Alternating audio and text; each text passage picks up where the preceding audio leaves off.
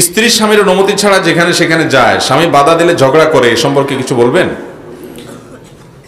আজকাল আমাদের বোনদেরকে অতিরিক্ত স্বাধীন চেতা করে দিছে কিছু মানুষ। তারা মহিলাদেরকে উস্কাই দিছে যে কিসের স্বামীর কথা শুনবা, স্বামীর কথা মানবো না, বদ্ধ করে থাকবো না, এসব স্লোগান শিখিয়ে দিছে না ভাইরা আমার।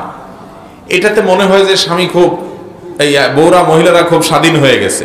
কিছুটা স্বাধীনতা হয়তো হয়, কিছুটা হয়তো স্বাদ উপভোগ করে, মজা উপভোগ করে, কিন্তু ভাইরা একটা সময় সে বুঝতে পারে যে এটার দ্বারা তার ক্ষতি হয়। সবচেয়ে বড় ক্ষতি হলো ইমানদার নারীকে নবী করিম সাল্লাল্লাহু আলাইহি সাল্লাম জান্নাতে যাওয়ার জন্য চারটি আমল দিয়েছেন, চারটি কন্ডিশন দিয়েছেন। এক হলো ইজা সাল্লাতিল মারআতু খামসাহা, যখন ৫ ওয়াক্ত নামাজ পড়ে, ওয়া সামাত শাহরা, রমজান রোজা রাখে এবং স্বামীর আনুগত্য চড়ে, ৩ নম্বর, আর নিজের লজ্জাস্থান হেফাজত করে, জেনা ব্যভিচার করে না, হারাম রিলেশন করে না, ২ নম্বরই পথ থেকে বাঁচিয়ে রাখে নিজেকে।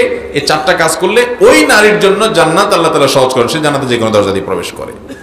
এই জন্য ভাইরা আমার, আমাদের মা বোনরা স্বামীর নির্দেশ মেনে চলতে হবে। যতক্ষণ পর্যন্ত অন্যায় নির্দেশ না করবেন, তিনি বাহিরে যাবেন, কোথাও যাবেন, স্বামীর অনুমতি নিয়ে যাবেন, তেড়ামি করবেন না। আল্লাহকে খুশি করার জন্য এতটুকু স্যাক্রিফাইস করতে হবে, মনে না চাইলেও, নিজের বিরুদ্ধে যুদ্ধ করে, সংগ্রাম করে হলেও স্বামীর আনুগত্য করার চেষ্টা করবেন, যদি সে কোনো অন্যায় নির্দেশ না করে।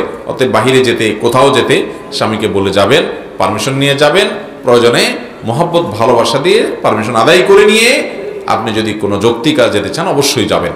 হ্যাঁ, আপনার একেবারে ফরজ কাজ যেতে দিচ্ছে না, কথার কথা আপনি অসুস্থ, আপনার বাবা মা মরে যাচ্ছে, অসুস্থ হয়ে যাচ্ছে, সেখানেও আপনার সাথে কোনো সম্পর্ক তাদের সাথে রাখতে দিচ্ছে না, তো সেই কথা আপনি মানতে বাধ্য নন।